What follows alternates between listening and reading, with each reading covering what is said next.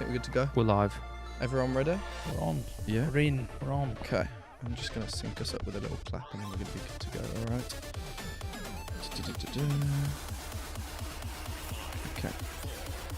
3, 2, 1. Arcade Dwellers. Hello everyone, welcome back to Full Circle. I believe episode 11. We're motoring through. Yeah. I'm happy we hit the double digits, and I'm even more happy to say that the wonderful Chime joins us today. Hello. How's it going, brother? I'm good. Welcome. Yeah. Welcome to the set. I know. Yeah, it's well snazzy in here. You've journeyed down from Leeds, made the big journey down, so we appreciate you coming on. No problem. How was it travelling down? Totally fine. Yeah. Train. Standard. Like at this point, trains are just like easy mode. Travel. Can you like zone in and work whilst you're on a train? Yeah, but usually I just kind of like zone out. Zone out. Yeah. Yeah. What was that? Well, I was just like I was actually just listening through loads of NCS stuff on the way. That's what down, you so- normally listen to, though, right? Just Yeah, like all the time. All the time. Yeah. Yeah. It's just making yourself educated, as we all do on a daily basis. Constantly listen to NCS music. Yeah. Let's get into it. How did it all start? Take it right back to the beginning before you even got into the music thing, before you started on the label work, which we'll speak about later, on all the releases, the tours that you've had, etc. How did the Chime project first begin?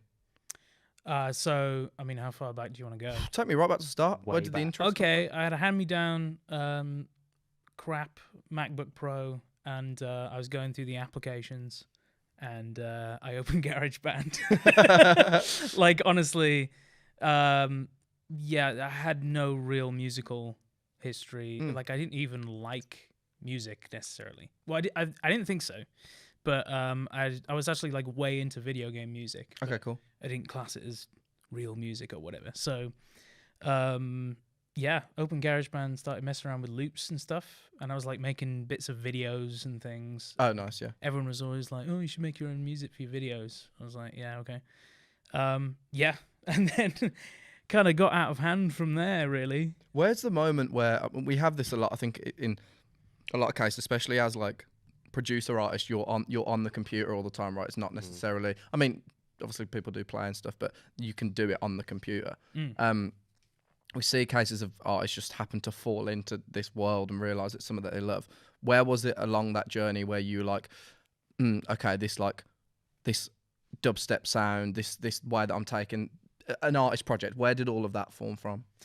Well, initially, I had a project with my cousin called Caution and Crisis. Very cool. Kind of going off like the Chase and Status. A lot of drum and bass people were doing that sort of thing at that time. But yeah, we just started making drum and bass and stuff, and started being more like serious. Because before that, we would just mess around on GarageBand and literally having no clue what we were doing, to the point where like I knew what a riser was, but I didn't know what it was called. I didn't know how to make one.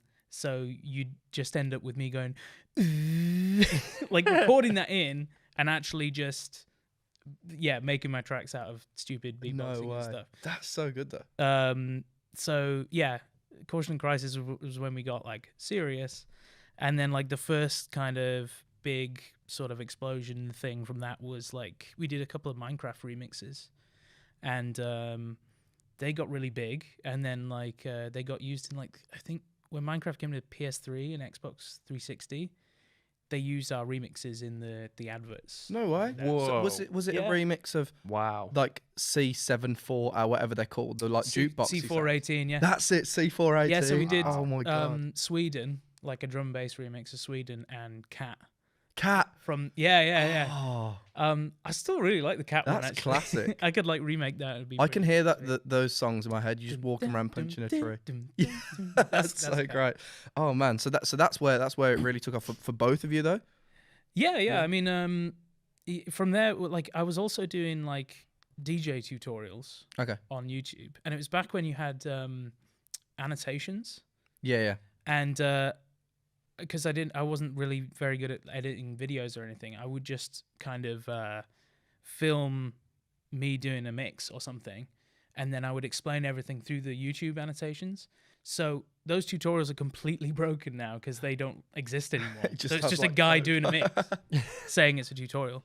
But I think I did like a dubstep for beginners tutorial and that got like 750,000 views or something. This is back in the day, like early YouTube. Yeah, and I barely knew what I was doing anyway. Like, God.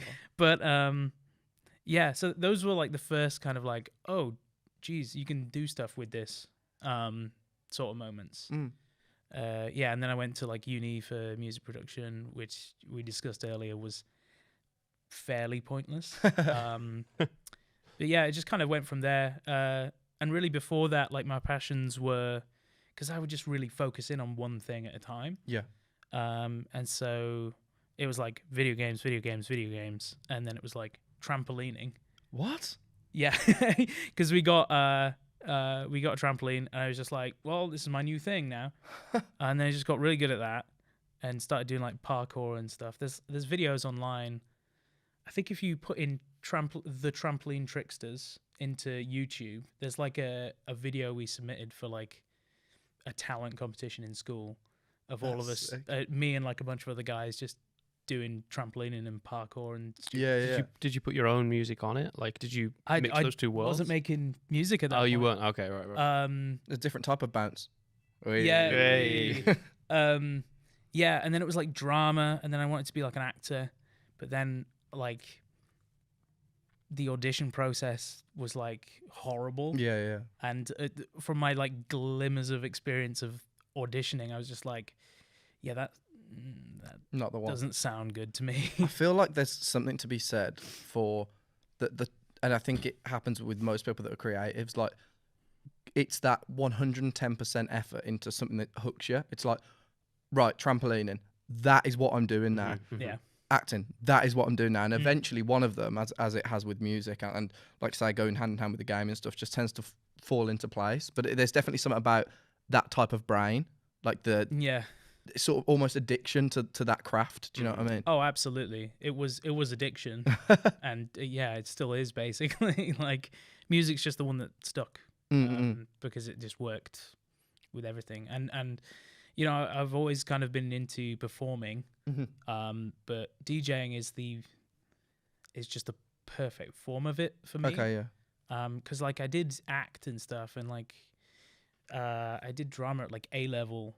I did like an entire like hour and a half long play. It was Metamorphosis by Yeah. Kafka. Is that when he turns into the Yeah, like, I was the guy who turned into a beetle, oh, the Beetle, that's it, yeah. and they made like a scaffolding setup, and I had to like beetle around. Oh, gosh. And so like that was like when I was like way into it, and that was hard because you've got to remember an entire hour and a half of a play. Yeah, of course. And all the words, dialogue, everything, and then like pick things up if it slipped off course. Yeah, sure. With other people and be a beetle.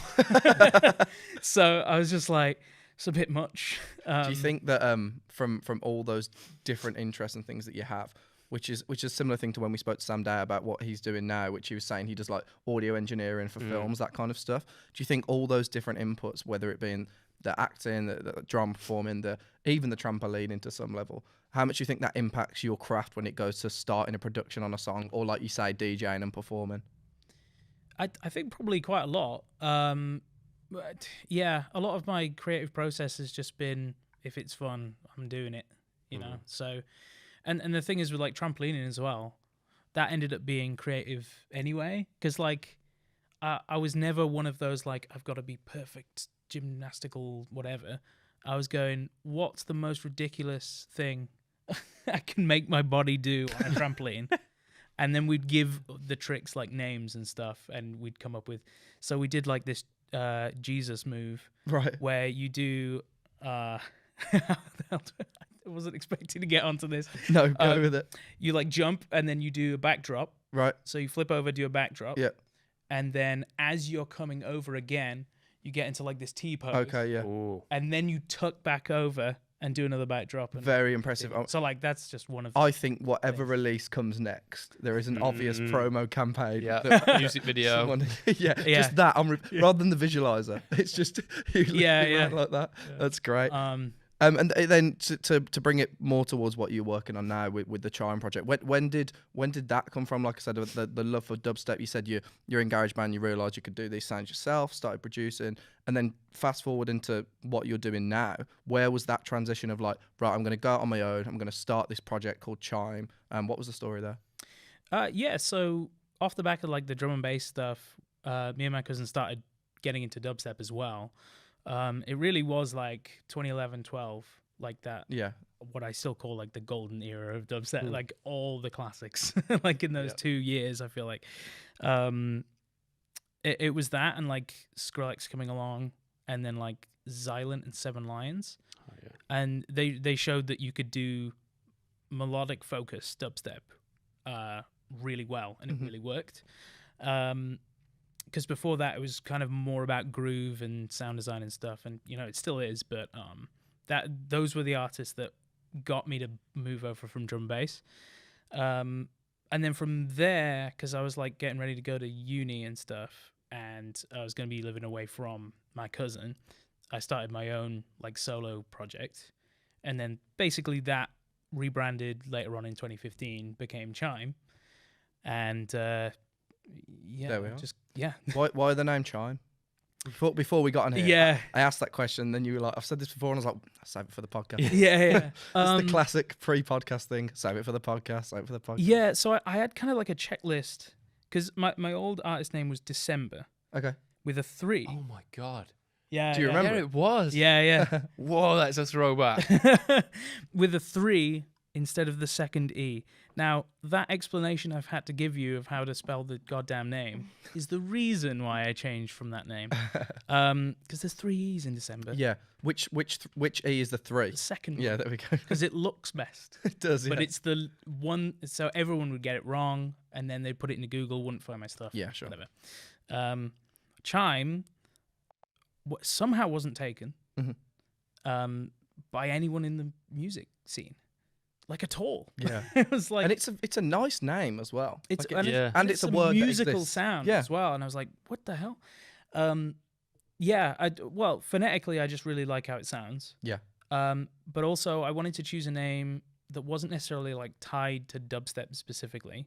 So I was open to basically do whatever I wanted to do for the rest of my life under the name.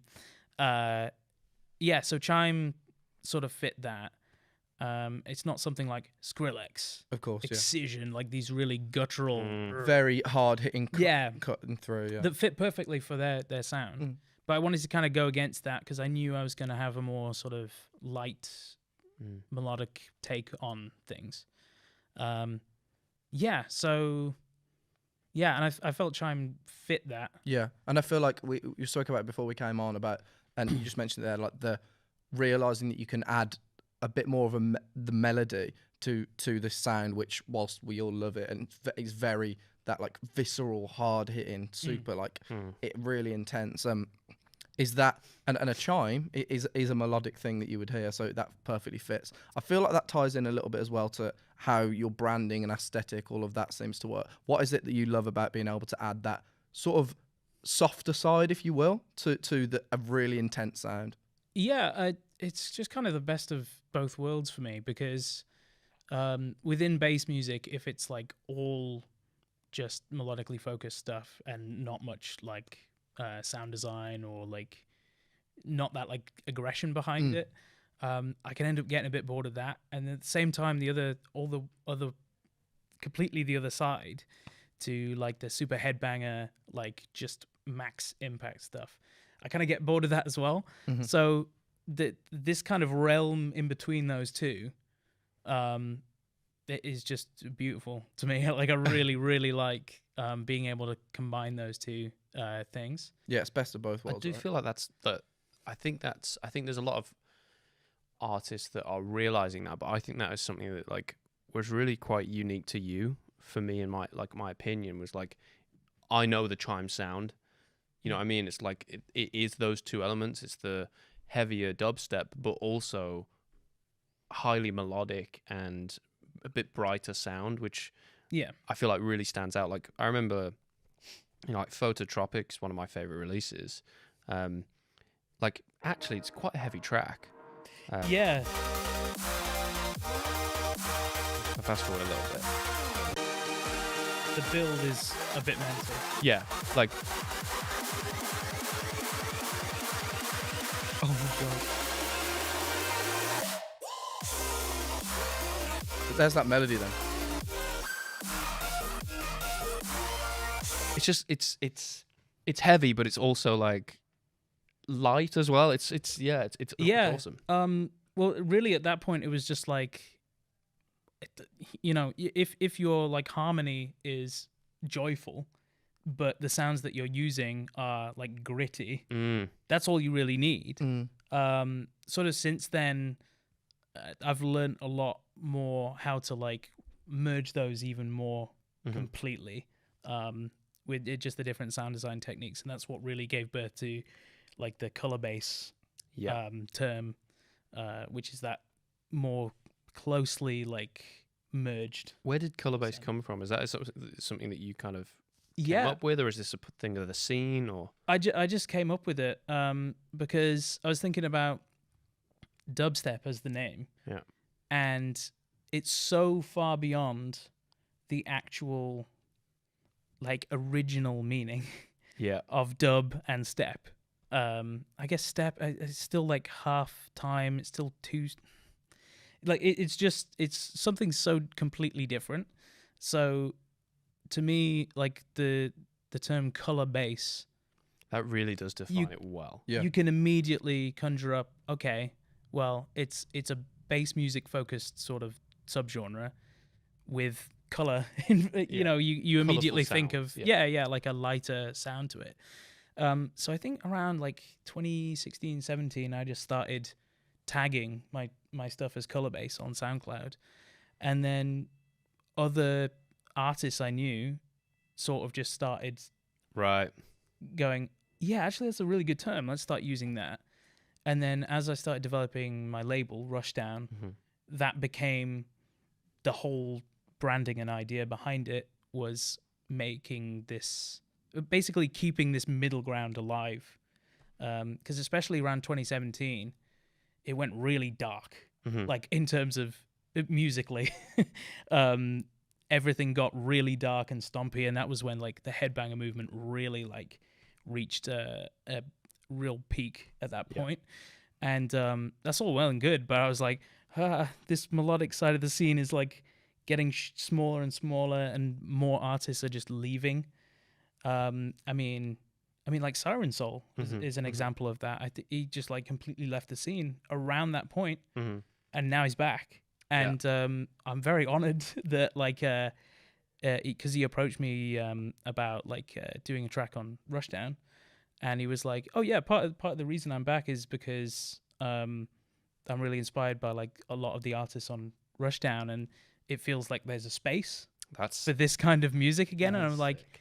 that's exactly what I was going for. You found a niche and put your entire brand around it, and then also thought, you know what? This doesn't have to just be my music. Actually, I can release other people's music. Like, how are you balancing being an artist and also running a label? Like, how does that work? Barely. Right. My job keeps expanding to all different kinds of jobs. Really, it's like, because now that I've built it up, it's a really good tool for artists to get into the scene. You know, like, back in 2017, it was just kind of like a bit of a fun project or whatever. But now we've had artists go on from the label to bigger labels, to bigger things, to touring with like Excision and stuff. Yeah. Like, And you spoke about it earlier before we hopped on the podcast, that the label, the Rushdown project, is completely not for the profit of it. It's for the, I guess in a sense, keeping that this scene that you and a handful of others have really pioneered, keeping that energy alive, and like you say, acting as that platform where if you want this sound, you come here. Why is it so important to you to have this platform where an artist that maybe doesn't quite know where their sound fits can attach to this and be like, this is the place, this is my home? Why is that so key? I think because around that sort of 2017, 18 bit, I started actually touring in America, and I I didn't realize just how little of like my favorite kind of sound still remained. Yeah. Like it was all just like wall to wall headbanger stuff, and then there was more of like the Wook kind of freeform bass coming in, and I was like really worried that I would go out of a career, like I just wouldn't, no one would book me because I'm on a past trend, you know. Sure. And that I wouldn't enjoy dubstep anymore. It was a legitimate thing. I had a bit of a meltdown. I think it was Lost Lands 2018, where I was just like, I don't feel accepted here. I don't feel like this is, I'm going to be able to maintain this for long enough. And I thought, you know, it was really going to go downhill. And that's nothing on like the Lost Lands guys. It was just the way things were going, and Lost Lands was a sort of purified, like, here you go, this is what the scene is going to be. Yeah. Like, yeah. So I kind of panicked really, and I was like, there's only so much I can do on my own by being an artist in this middle ground, without also kind of fostering support for the other artists that could be the next big thing. Yeah, and so that's when I really started like putting in serious work into Rushdown, and just being really helpful, as helpful as I could with the contacts and stuff that I had, in order to push other people's music as well. Yeah, and that's it's ended up being way more fulfilling than even just working on my own project, is seeing artists like Ace Aura, who are now doing these amazing tours and getting these amazing releases on like Never Say Die and stuff. Skybreak was another artist I mentioned to you earlier. And now Sharks as well. Just a bunch of these artists that have kind of been in and around the Rushdown community who are now entering the wider community. Yeah, I feel incredibly privileged to have helped, been in a position to help these artists. And it's just like, yeah, it's you can do so much more by helping other people. Yeah, in the scene. I think it's a big self gratification. It's not in a cocky way. If anything, it's in a humble way to be like, it's nice to be able to, even if it's the smallest little bit of input, help somebody along that journey. Like you say, see them grow past that. Yeah, and it was really like, I didn't want to be on my own as well. Yeah, I didn't want to be the one guy who's like clinging onto this sound or trying to evolve it, while everybody else like moved either to the melodic side or the heavy side. So yeah, and it's worked. It's been amazing. Well, yeah, I mean, like past couple of years. Props to you, because you've got the projects that have come off the back of it as well, and then like you say, it also helps tying in with just your own Chime project. It grows that world really. Speaking of Lost Lands, you touched on it just then. Yeah. You've got a lot of tour and a lot of live shows under your belt. We've mentioned quite a lot off camera, just chatting earlier about them. What's the touring experience been like for you? When was the first one? Can you remember any highlights? Just tell us a little bit about the first life. tour. Yeah. First tour was in 2017. Sort of like starting September 2017, and it was with Terra Vita and Riot, and I was like way down the billing. Like it was really it was just an opportunity to sort of get out there and actually have some show experience, and also gain some sort of reputation amongst like the promoters and stuff. So I think I barely made money off the first one, just because I was like trying to just get out there and like break even and stuff. But yeah, it was really good, because I was like hungry for playing shows, and really in the UK there's like nothing for dubstep. Europe, I played like a handful of shows in like Paris, and that was it. So yeah, it was really amazing to get to that point where I could play all these big venues and stuff and actually get the experience. Where was the favorite place that you played from the first tour? Any tour? Seattle is often a really good one. It's insane, that is. I just wouldn't. Just the fact that I always say this, that your sound from your bedroom can translate to such a crowd in Seattle is mind-boggling. Yeah, exactly. But yeah, how was that show? Yeah, all my Seattle shows have been like some of my favorites, I think, because yeah, I don't know. There's a big difference between, you know, playing to a large crowd that don't know your music, and playing to 200 people that really like your music. Yeah. And I would always take the latter, like always. And so, you know, so some of my favorite shows have been like, I played in like Orlando to about 150 people, and it's just amazing because it was like perfect size venue for that amount of people, and just the energy was there. Yeah, those small packed venues, especially when everyone knows the music, that's unmatched. Just like a big party with your friends. Even compared to like a festival, like when you, I mean, I've seen some of the videos on Instagram, like when you've got these huge crowds, like a Lost Lands, for example, which is brilliant, and it's you can't really compare those two experiences, I guess. But that really packed, tightly packed venue of everyone knowing 90% of your songs, that's just. I think it's a UK favorite thing as well. Yeah, because I think the UK scene is much more like dark hooded figures just kind of like shuffling and, you know. That's Dan. Yeah. Whereas America's more about like the spectacle and hands in the air and stuff. So yeah, that might be just like a UK culture thing. Yeah, probably. But also when like people know your tunes and they're there for you, you've already got them on your side. So you can be free to play whatever the hell you want. And you can play a ton of your originals and people know them. So like some of my favorite moments DJing are when I like play a track of mine and I can hear people like singing along, and then I just bring the track out so I can hear it. That must be an amazing. And then like slam it back in. Yeah. That's the best. That is the best. Yeah. Do you speaking of like tapping into that community and these kind of people that would know your songs, there's a lot of stuff that you do, whether it's with like your YouTube, Patreon, like all over your Instagram, just super active online and building the sort of world around Chime, not necessarily just putting music out. Why do you think it's so important to have those, not necessarily an extra revenue stream, but to be able to give something back to these people that like your music, as aside from just putting a song out? Yeah, I mean, it's just, well, really, like during the pandemic, you know, before the pandemic hit, my main source of income was the shows. Cool.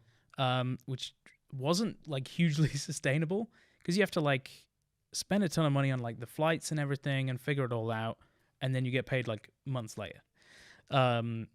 So really I've always had like a kind of passion for teaching, and I think it's something I'm quite good at.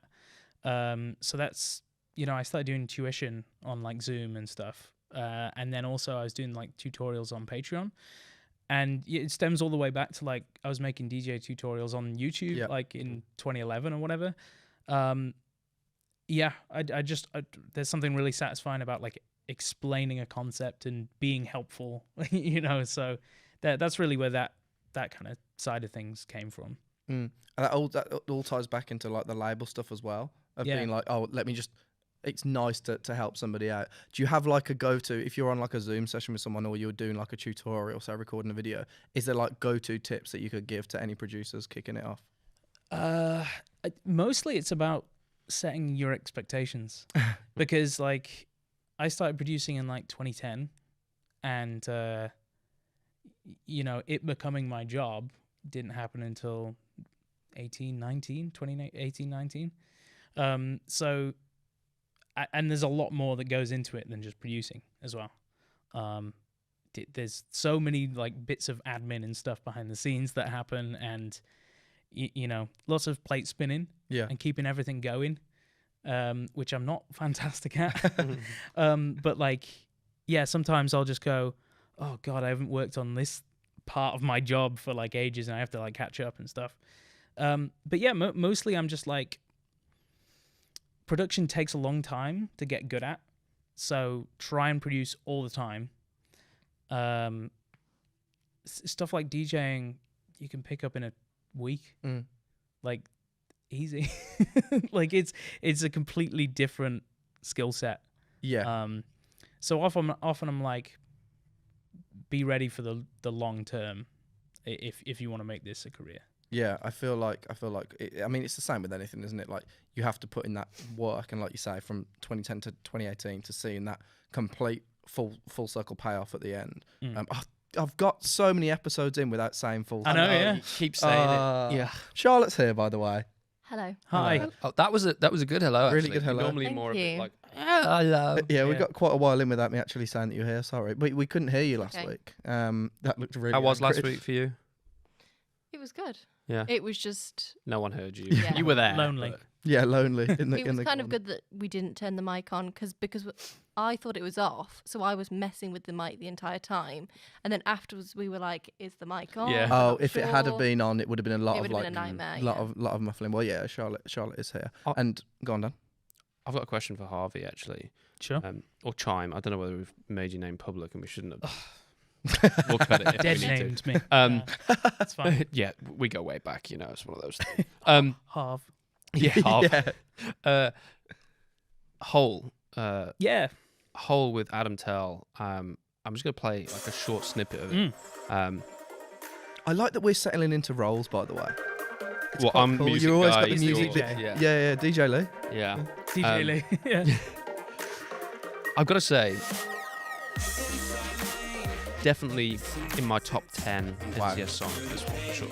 Really? Oh, yeah. That's cool. I think the production's amazing. I think Adam Tell, I listen to his stuff like relentlessly. Yeah. I love his stuff.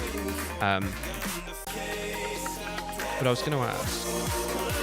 Let's play the drop.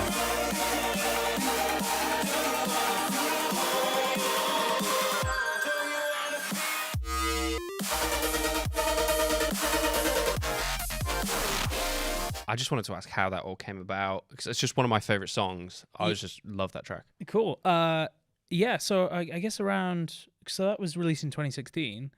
Around that time, I think Adam Tell was managed by my manager, Mhm. Han, and I don't know if he still is. I don't know. Not sure. But yeah, and I was just kind of like going through his roster of artists because he was like, "Do you want to work with anyone?" And so it was kind of like Fox Stevenson, Adam Tell, Rob Gasser as well, and a handful of other people. Yeah, and I just got way into Adam Tell's music, Mhm. like ridiculously into it. My wife too. We would just any car journey it would be Adam Tell, Yeah. like every time, and we know all the words, and I would be like harmonizing over the top. Like I got way into his stuff. And if you don't know Adam Tell, I guess I would describe him as sort of electronic pop. The way I would Yeah. describe him is if an electronic pop artist was secretly into dubstep, but also had the voice of Michael Bublé. but also, I wonder if that lyrics-wise, comparison has ever been described to any other human. I don't do lyrics. Like I'm not really into lyrics. Ah. But Adam Tell, I will listen to those lyrics like religiously. Like the metaphors that he says. Like he's got this. I think it's an album maybe called Foreground. something like Yeah, I that. love that one. Oh my god. And his production's actually pretty good as well. But Yeah.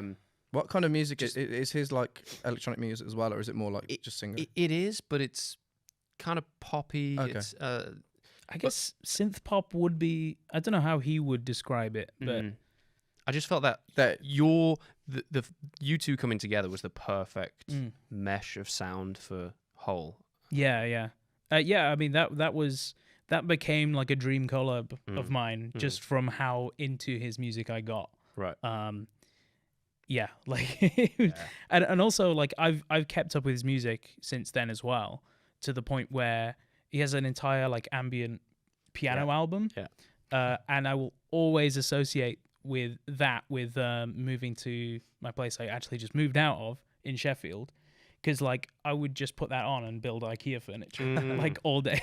I think it's great when songs can do that, and I always try and do it like if I go on a trip somewhere. I think I mentioned this to you before. It's like putting on an album or like for me like a song that just when I hear that, then it takes me back to that moment. Yeah. It's so nice. Yeah. Yeah, something like that. It's like creating your own nostalgia Yeah, as you go. literally, Yeah, It's it's predicting cool. it. Sorry, I was going to say we also had the Rob Gasser remix of that, Mhm. which was huge. And you were saying before that there's lots of like videos and like memes that have been made out of that. And you said something about like Chime.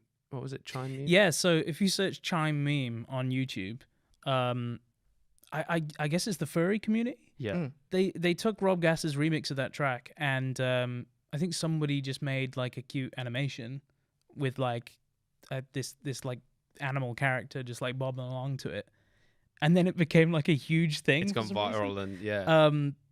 Yeah, and they just grabbed like the first word from the remix, which was my artist name. and called it Chime memes, That's and then great. everyone started making their own animations. That's so good. Um, I love that. I love like just Yeah. with the NCS music in general, like tapping into these communities all over the world is an amazing thing. We've spoke about that quite a lot earlier, especially with Mm. like your touring. You said when you went to Asia, and it's like when you Yeah. went there, it's a community that you wouldn't think would tap into your music and has, and how you said that it's almost like your sound of this color base is like a massive niche. Do you know what I mean? That's how Yeah. you sort of.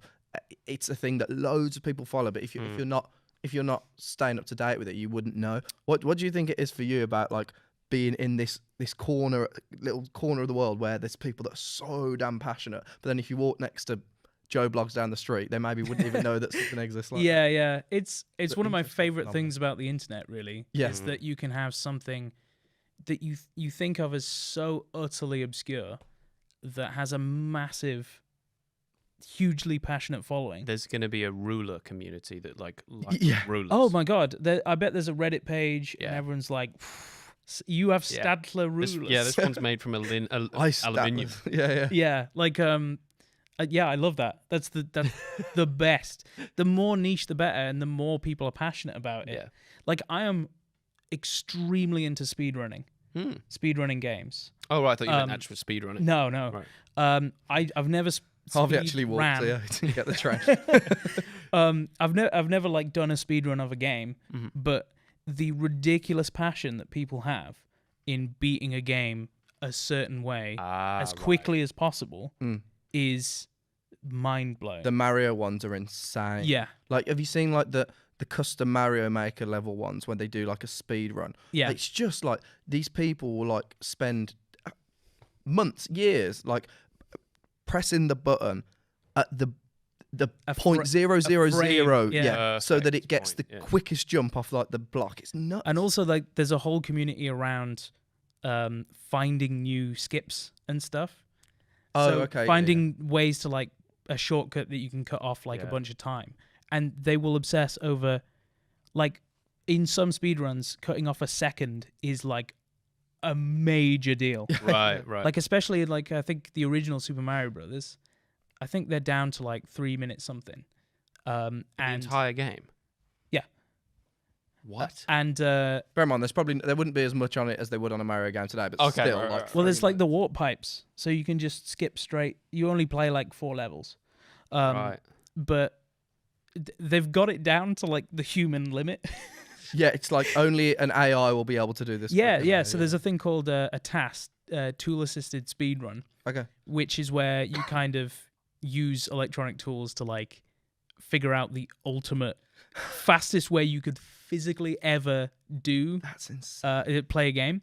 So, but the thing is, we've reached the human limit, but the TAS has things where you have to press left and right on the D-pad at the same Okay, time, yeah. which is physically impossible Yeah, you can't do that. on a controller.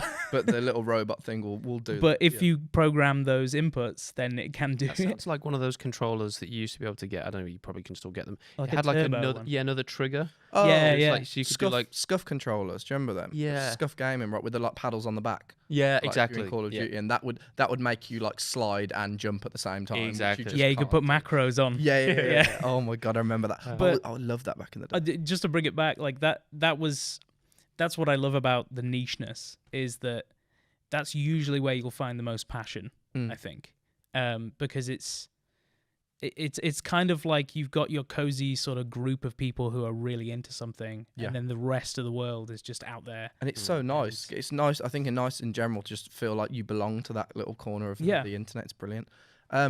Should we listen to some of our releases? Do our session. Yeah, yeah, Yeah. yeah, yeah. I think we're gonna have to Things remind we've me got what coming up. Oh. releases they are. From... Do you think there's ever going to be an occasion when we get on this podcast and Dan doesn't ask that question, Charlotte doesn't go, whatever's on the SoundCloud? Well, are you doing No, I'm talking about upcoming or the releases that have just come out. releases? Yeah. Oh. I mean, I thought it was in your calendar. Oh, it is in my calendar. Whilst There you're you go browsing, then. we can chat a bit more anyway. You got about Sure. 10 seconds. So I'm. Oh, you got them quickly. Just- Oh, you're on it. so Fair it's enough. this week, right? Yeah. They know that it's. So we've just had Anna Yvette. Oh yeah, Uh, I think it's running out of time. self-produced as well, isn't it? It is, yeah. Why can't I find it? Oh. Is there any like NCS artists that you're looking to like try and work with? And it's well, actually outside of NCS, like just the color-based scene in general, people that the audience should keep their eyes and ears on. Okay, they're two separate. Two separate questions. Yeah. I mean, I can. There was a slash in the middle of that. Yeah, which I yeah. say. Well, the second one is easy. Anyone we release music from on my label, Rushdown, Yeah. that is like, I'm trying to take them The home. and like push them up into the sky, Yeah. like into the industry and stuff. So I couldn't possibly go through them all, That's but fine. Anyone like, there. well, okay, the three main dudes, Ace Aura, Skybreak, and Sharks. There's so many more though. Paper Skies, Dan's Demand, Well, everyone can Pleague. just keep their eyes on that label. Yeah, Yeah. basically just Do go it, do go through the roster and it'll Love be a it good all. time. And what was the first question? Anyone at NCS that you want to work with?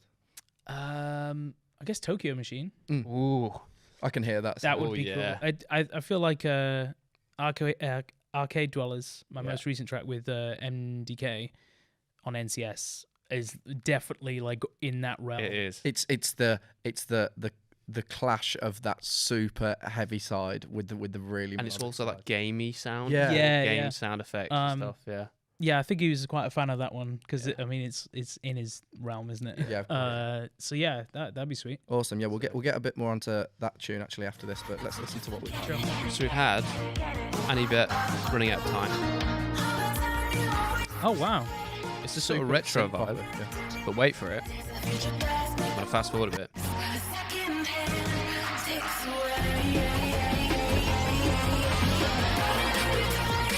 Bit of drum and bass. Oh yeah. It's giving me slight like Nero vibes actually with the vocal. That's a You very know good what? shout, yeah. That's a great shout. It's a really cool song that is. Um, I love that sound in terms of music has come back. We spoke about that before. The like 80s very synth wave. Yeah, stuff. It's yeah. so good. I think that's like 160 BPM or something. It's like slower drum. and bass. yeah, Yeah. yeah, I think you're right. And then we've had Oblivion and Rail Oh, nice. with you. I think Really like it. Oblivion's done some stuff on Monster Cat, I think, right? Yeah. I think you're at the same team again. Yeah. The vocal on it. Who sings on this one? Rail. Rail. She is just unreal. Yeah. Unrail. Real. Fast forward a bit.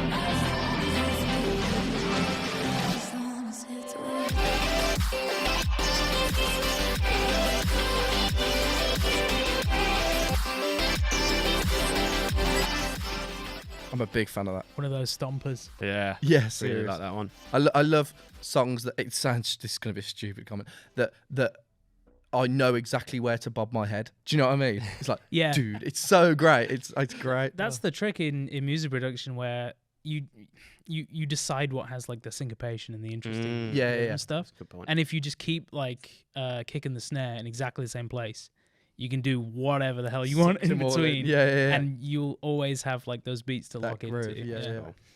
Then we had Neone Haunted I'm a House, massive fan of this song. the intro. That still gives me this rap vibe, honestly. Yeah. Yeah, we need like a grime artist on this. Lights stay flicker and the candles glitter like you're in a thriller. Heart goes round, round, round. Ghosts stay Fast flickers, forward a they can bit. get so work. I'm a little pretty little mansion. But could you love Whoa. a haunted house? That tune's Oh, sick, could you love Can you go back to that little piano bit? Yeah, it was weird. Cool. pretty little mansion? But could you Oh, Do you think they made that? That's Is that a really piano? nice. sounds like a xylophone or something. Yeah, I think you're right.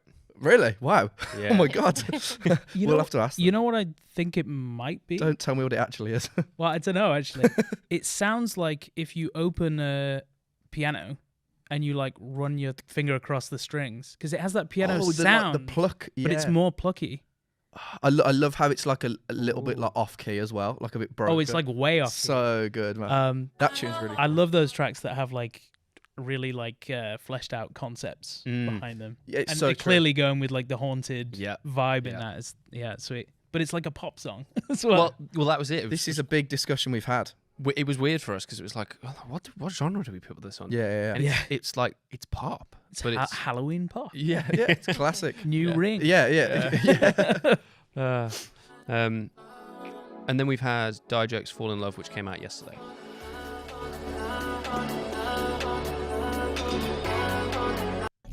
Whoops. Hey, I know you skipped too much. Sounded good. That one bass.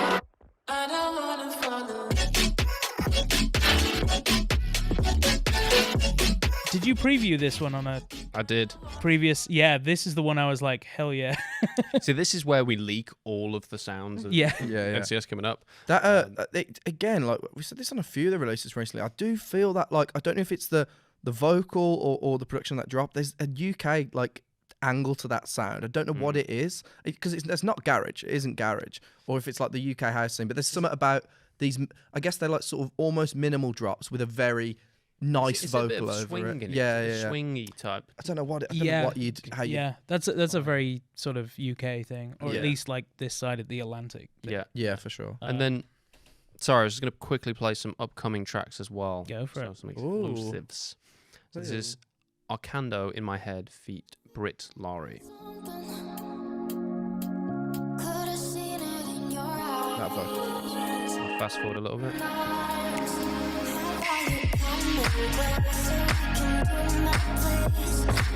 Again, I'm fast forward.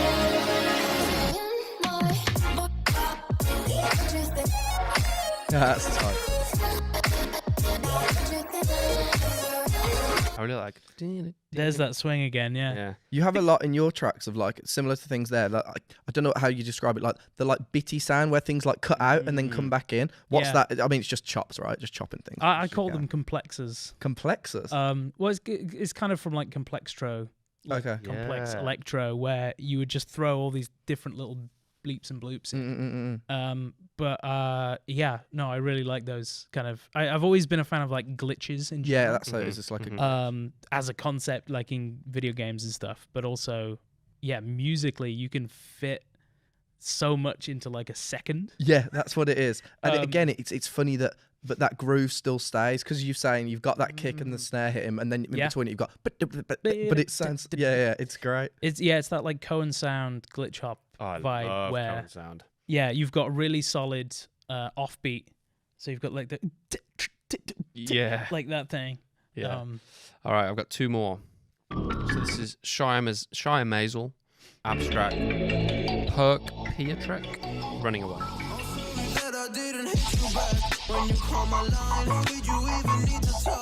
It's very trappy. That. Fast forward a little bit.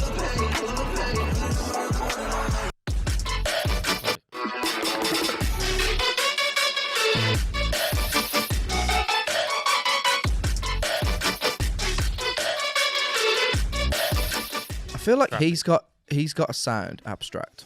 Like Yeah, with for with sure. the tune before you, like there's definitely it is again it's like almost like falling off. Do you know what I mean? It's like the like I think that might be side chaining, right? Where it Yeah. like kicks through. Yeah, he's got a really cool sound. I like that guy. I like the sort of icy. That's the only way I can explain it. In the intro, that like that's very icy yeah. for me. Icy. Yeah, like snow levels in video games. Ah, have yes, these yeah. kind of like Interesting. whistly, icy sort of pluck That like plucky that sound in the feel background. like icicles like falling That's from so cool. a cave or whatever. Yeah. Yeah. What's this last one? Last one is Milane and Greg Avon, Like You.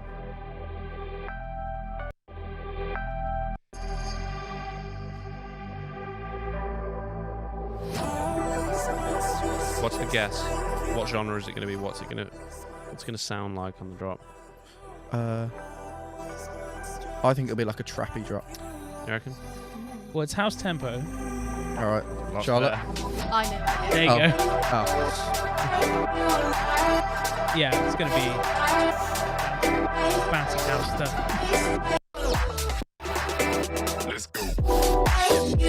oh, that's tight. Oh, That's really cool.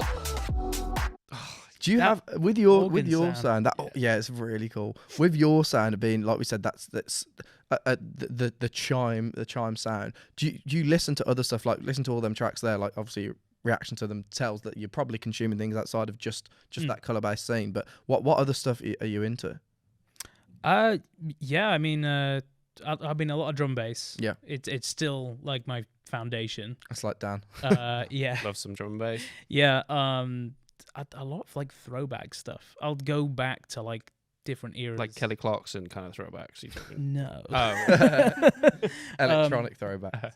Yeah, exactly. And yeah, I want to get more into that sort of garagey sound because what I've heard has been really cool. yeah. Like that was sweet.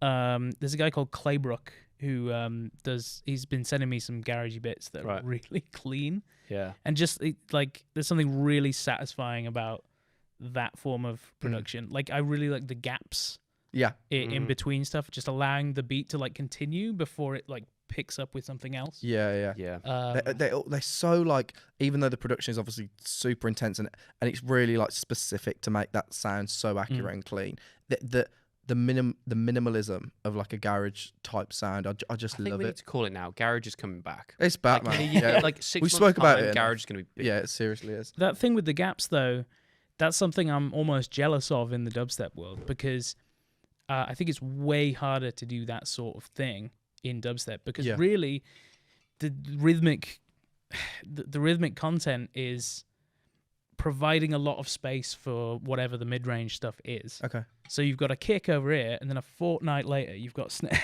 Yeah. Like and that's why it's ended up speeding up from like 140 to 150 BPM Yeah. just so it's has a bit more. So there's not just a whole load of space. Yeah, and also because there's a lot less syncopation, there's a lot less like groove going yeah. on, which was more what the like original form of dubstep was. Mhm. You can't just have, a sort of modern dubstep beat going with nothing behind it. Yeah, sure. You can't just let it ride out very much Whereas with something without like sculpting garage, the you can entire track. Garage, Sit you for can 30 have a seconds of just yeah, exactly, That's yeah, so interesting. and so that's something I want to kind of try out. I think Another alias. Just do it. I don't need another alias. Just do it on chime. Yeah. Yeah. What BPM would you say? I mean, you've obviously just done like some drum and bass stuff not so long ago. Like, you don't seem to stick at like 135, 140. Like where do you restrict yourself to? Any of that? It's mostly 150, which is like current modern dubstep tempo. So, yeah, and mostly I'm sort of naturally more encouraged to write music at that tempo just because that's gonna fit into most of the stuff I want to play out, and I've already got like a wealth of tracks in 150, so it kind of just slots right in easily. Right. So say if I wanted to play out Arcade Dwellers. It's harder. It's way harder because you have to figure out a way of transitioning from one tempo to another.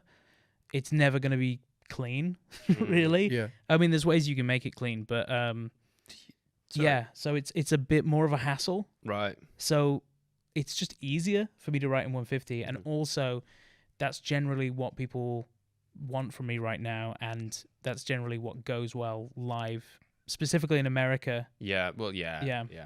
On the live stuff, because in house, like we get a lot of music that we'll put out, and we generally put out the radio edit, but quite often there's an extended edit as well, where it's just the kick and the snare going.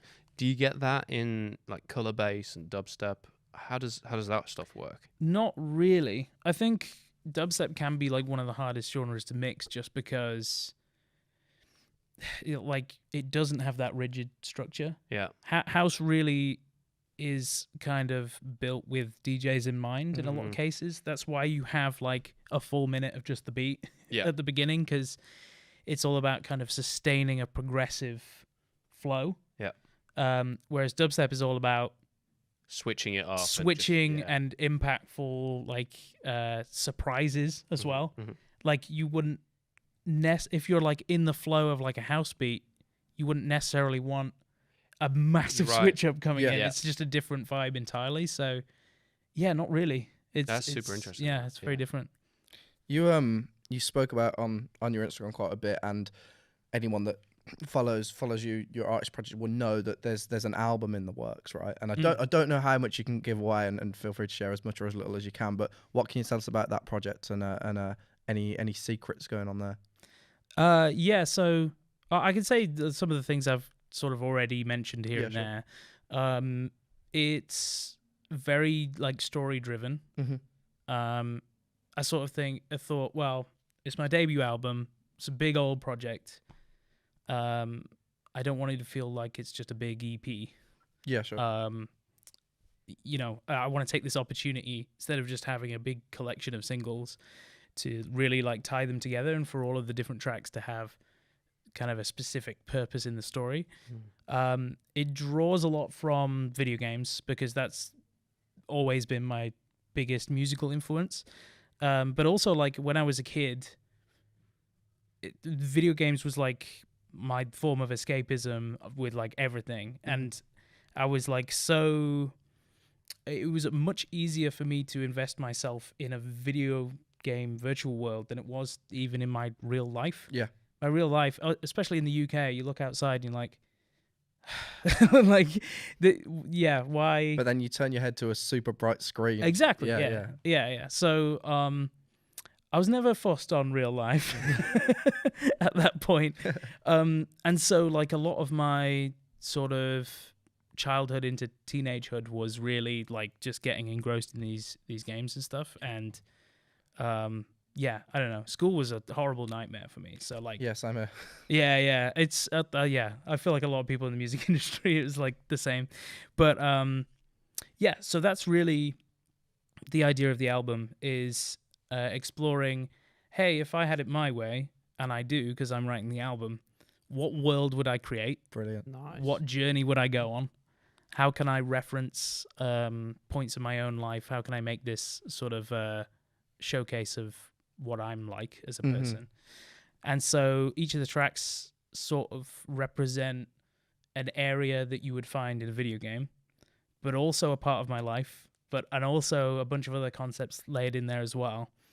And also has a context in the wider story. Yeah.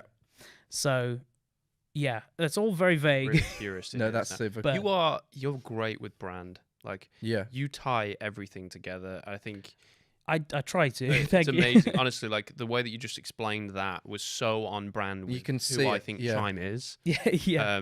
No, that's really It's really cool. it's for me it's a constant quest to figuring out how to be the most myself, which has always been difficult for me. Yeah. Because like throughout school, I was really impressionable, and any criticisms of me I would take immediately to heart, and I would just try and like conform and fit in as much as possible, masking really.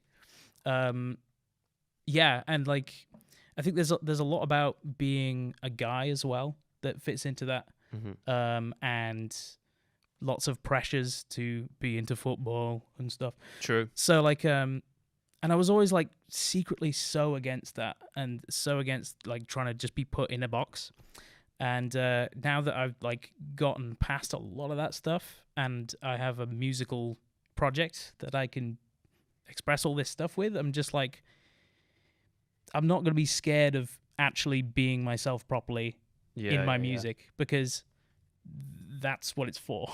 And that's what people want to see. Yeah, exactly. Yeah, that's awesome. That's really The reason why people love Porter Robinson, especially more now than like originally, is because he's completely opened the floodgates to who he is. He's most inner, deepest. Spitfire versus his current stuff. Exactly. Yeah, Yeah. yeah. Worlds apart. So that's kind of what I want to do. There's been a lot of tracks I've put out that have been like, oh, it's kind of a fun dubstep tune, and I don't want to do that on an album. I think I'm at a really good point to start getting really layered and sort of much deeper and stuff. I think you tweeted it, which comes back into how you're saying drawing from moments in your life and this video game concept, and each of them sort of being, each of the tracks on this project being that callback to earlier experiences. I think you tweeted something along the lines of like the tracks having influences from songs that you've already brought out and things that have been released, and like productions that you've done in the past. When you're actually starting producing a song, is there a lot of that for you of being like, okay, let's look at things that I've already done. Let's look at songs that I've loved back in the day, or is it just whatever you're feeling in the moment? A bit of both, really. Yeah.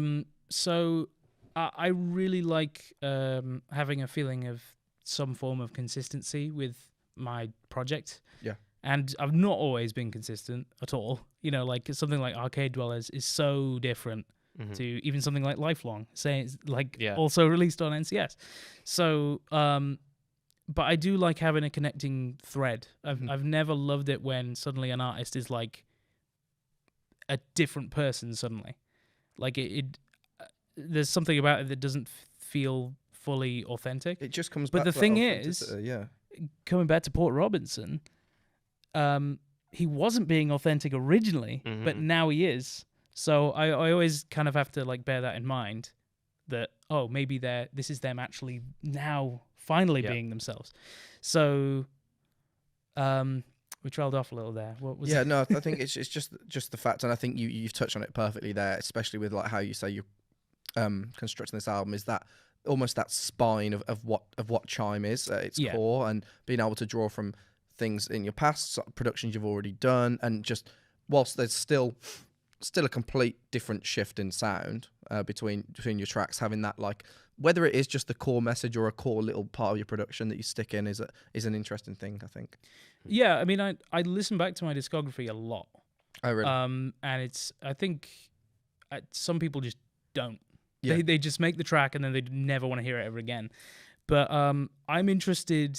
It's almost like researching who I am. Yeah. Like going, well, what was I interested in? Where was I coming from there? And it's interesting listening back to old stuff, because there's like a childlike sort of wonder and stuff that I can only capture by going back to that sort of period and that sound.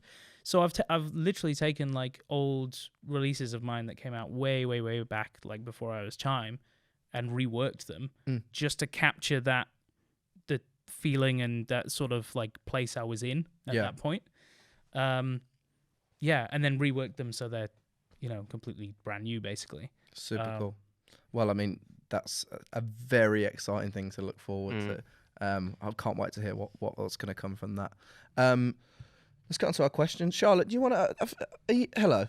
Hi. I feel like that. There's been a few occasions usually where I get to throw to you, but I haven't today. I feel like when Sorry. we've got a guest, it's, I'm not as needed. That's fine. Do you want to do the little question, or do you want me to set it up? Char, go on. Just Char. so you've got something. So you got something to Just say. remember what it was. Hold on. Okay. Gotta remember Yeah. my answer. What NCS track would you listen to backstage getting ready for your performance So to hype yourself on up. a festival Okay. or something. on a Yeah. festival? And you've had there's been a few moments where you've been backstage. Do you Yeah. listen to music before you perform, really? No, I guess that would throw you off, it's maybe. usually too loud. Oh yeah, sure. Because There's you're actually- usually like there's right behind the music stage, playing. and all you can Yeah. hear is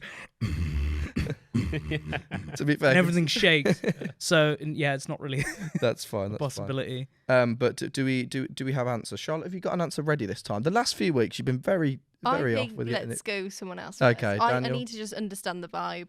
So you want to get yourself hyped up and ready to go is what you want to do. You sort of, it's like almost like the boxing one that we did on one of the first episodes. It's that This is Hype. a tough one because most of the stuff I really enjoy on NCS is more chill. okay. Yeah, and especially coming from like the dubstep background, yeah. I'm used to the heavy side of things. So I come to NCS when I want to like calm down. But yeah, there's some good ones. Like I think recently Slash by Tokyo Machine Ooh. is Hey. exactly that sort So- of like getting pumped up vibe. All right. Play it and let's see what the verdict is. I got it up already. So would you play the intro as well? Like this is the I whole think you've thing? got it right. You've got to get that I guess so. full feeling. If you were playing a Halloween set, maybe. Yeah. I think this song has got the most play on the podcast. That's it. This is like the third time we've played this one. He's done a couple of Halloween tunes, hasn't he? Yeah. Yeah, I mean this. This would get you in the zone.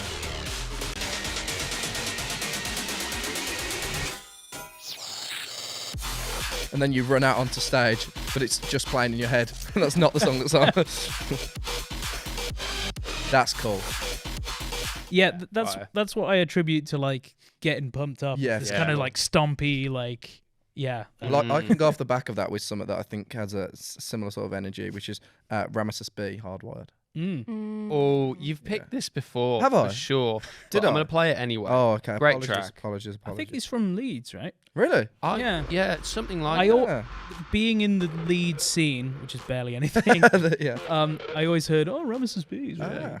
Ah. Oh This- god, yeah, this is the hard Song is styling. so intense. I mean, that image as well. Hardwired. Jeez. Oh, I just think I might be too energetic actually after listening to that. Like if I was doing a set that was at a lower BPM than that song, I would just be struggling to come down from that or low that much energy that song has. you know what that one reminds me of? The kind of music that would be on old Newgrounds Flash games, True. like fighting Yes. games. Oh yeah. There was an artist on Newgrounds called Paragon X9 that made like that like crazy trancey Right. drum and bass, and also like stuff like that. And that's just like It's just yeah. I intense, actually went isn't it? back and like listened to all this stuff, and I was like, hell yeah, 2008. This me is it. going, yeah, I'm playing a Flash game. I remember I used to play Gran Turismo, and there was some tracks in Gran Turismo that's what got me into drum and bass. Oh, really? I think Yeah. it's Camo and Crooked. It'll be Awful That- Man. No, way back. Oh, even further back. I'm not. I can't even remember it, but it was a great Was it track. drum and bass? Oh yeah, it would have been drum. I think it was bass, Climax. Climax Oh, was the yeah, one. yeah. yeah. What song are you listening to backstage? To get your So work done? yeah, so I'm gonna play a drum and bass / drum step set. Okay. So this is what I'm gonna play. So you've given yourself context, which isn't really fair, but sure. Yeah. So I'll fast forward a bit. What song is this? Dead of Night VIP remix by If Found.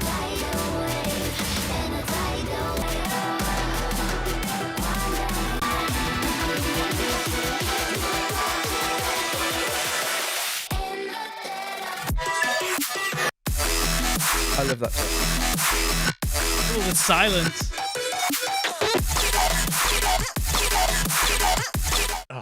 It is That's the sweet. silence is so in a drop. You're right. The gaps, those little tiny gaps, Yeah. are so It's- effective.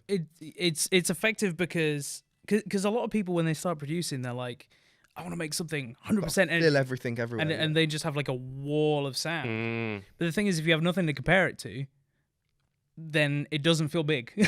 You know, it can feel big for a while, but your energy levels start dipping. yeah, of course. If you have those silent moments, you go way back down to 0 and then all the way back More up to impact. 100. Yeah. And it like refreshes your energy Of for the course. track. Yeah, that's Oh, that see, one. Charlotte's Yeah. still See, scrolling. I'm stressed. I could hear you playing the goodness. tracks I'm then. I'm not playing anything. This is not the playing- third Okay, week alright, well, in the I row know. What track? that Give you us a haven't been track. prepared. You Any just, track. I will give you. you've just got to pick one. I'm giving you 10 seconds. Power, more plastic. Oh, you know what? That's really not a bad shout. Yeah, that's what I thought. I'd probably pick a different, more plastic one. Don't you do this as well? She doesn't come prepared, and then you give her the hand me out. Just let her have the one she said. This is the one she's having.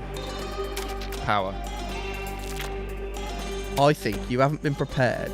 You've thought, what's a good word that describes how to get hyped, and you've gone power. Although, Oh, I think that's great. Well, I mean, this is the verse. I mean- this isn't even the drop. what?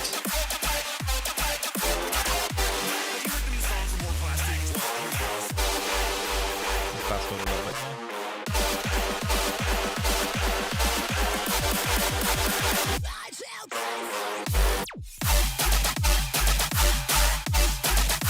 More silent. He knew. That's great. Sick. Well, I will say, even though definitely a last minute scroll from Charlotte, good choice. Very good. I think there's good competition there. All of those 4 tracks would get you very hyped. So yeah, community tab section to get your votes in on who you think had the Oh. best choice. Oh, so yeah. we Oh, get I you didn't get a know we were winner. This is a You vote get a winner. thing. Yeah. Yeah. This is Right. competition. It's serious.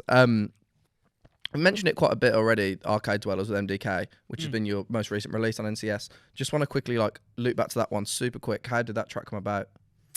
Yeah, MDK hit me up, and I was kind of slightly aware of him from his track with Temanite, who's a good friend of mine. Mhm.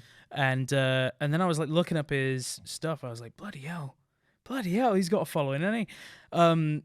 Yeah, and obviously he's like deep into the sort of video game tropes and stuff in his Yeah. music as well. So it kind of made a lot of sense. And it had been 5 years since I'd put out an electro house track.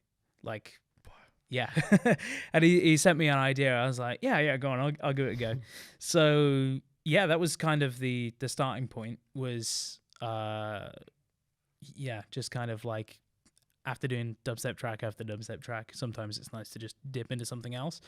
And also sometimes it's nice when you're working on lots of like serious stuff to like dip Have a into bit of a something fun that's track. just Yeah, fun. of course. Yeah. So that was kind of the idea behind starting that collab Amazing. and stuff, really. Yeah, definitely. I mean, it fell into place, and that energy of it is definitely that the happy with all the gamified sounds and stuff is really Yeah. cool. To wind things up, because it's been an amazing chat. Pleasure having you on, bro. What does the next year look like for Chime, and what are the plans for the future? Well, this year is a big one. Cool. There's a lot of things being rebooked from 2020. So the entire co-headline tour with AU5 that was going to be happening literally starting April 2020, Wow. is coming back, and that's going to start at the end of the month. Where is that? Is that US tour? Yeah, US and US. Yeah, for now. But yeah, I think it's like 28 dates. It's biggest tour I've ever done. That'd be amazing. And with AU5, Yeah, it's the perfect fit. I was staying with him and his roommate, I guess housemate, Prismatic, and there's some other producers in that house as well. But we were just hanging out, and he mentioned that he'd signed up with AB Touring, Alex Balash, which is my agent. I was like, dude, I've been looking for someone to do a co-headline tour with. That would be the sickest thing. That And is he a was great like, pairing. Yeah. And it was really satisfying, and like I remember actually like going to my management, and they were like, I don't know about that, and I was like, shut up. It's happening. Yeah, so I'm really happy that that's actually coming up. Awesome. And I think that the start of this tour, I have 5 dates in a row. Oh, So every day. Back to yeah. back. Oh my god. So I think it's like Wednesday, Thursday, Friday, Saturday, Sunday, Jeez. which is going to be brutal, Wow. all in different But locations. what a way to kick it off. I know, yeah. It's the baptism of fire. Serious. And then like I have a day off, and then I've got like another show. It's mental. So yeah, really looking forward to that. I've got Rampage in a couple of weeks. Awesome. Back to back Olivers and Frankie Nuts, which is going to be good because I haven't played in Europe for ages, and it's Rampage, which is massive. Yeah, and then from there, like it's going to be sort of album writing and stuff, keeping up with sort of new releases on Rushdown, just keeping going with new bits and pieces, really. Lovely. Amazing. Well, best of luck with the performances in that album, and like I said, just absolute pleasure having you on. Thank you for chatting. Legend. It's great Appreciate to it. be here. Thank Been you guys. awesome. Thank you guys for tuning in, watching, listening, however you're consuming the content. We Oh, appreciate it. with video on Spotify now. Oh yeah, if you're on Spotify now, Wait, what? yeah, you Yeah, can you get can. video podcasts on Spotify. No. If you're on Yeah. Spotify now, it might not show up, but just tilt your phone and then you might see our beautiful faces. What? Yeah. Thank How's you it guys. going? Yeah. Hello. Thank you guys so much for listening. We'll see you next time on Full Circle. Peace. Ciao.